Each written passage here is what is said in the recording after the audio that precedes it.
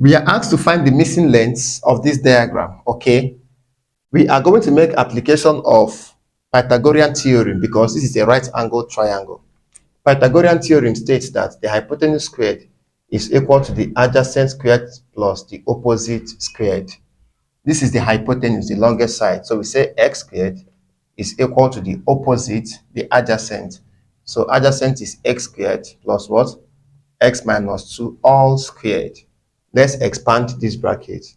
I'll have x squared equals 64 plus, this bracket becomes 2, x minus 2, x minus 2. Can we multiply the bracket now? So we have x squared equals 64 plus x times x, we have x squared minus 2 times x, and x times minus 2 will give us minus 4x. The minus 2 times minus 2 will give us plus 4. Can we collect like terms and add and subtract like terms? X squared and x squared will come together, minus x squared. It becomes minus because it is moving across this equality sign. Then take 4x across also. We have plus 4x equals 64 plus 4 will give us 68. Now x squared minus x squared is 0. So we have 4x equals 68. Then we divide both sides by 4.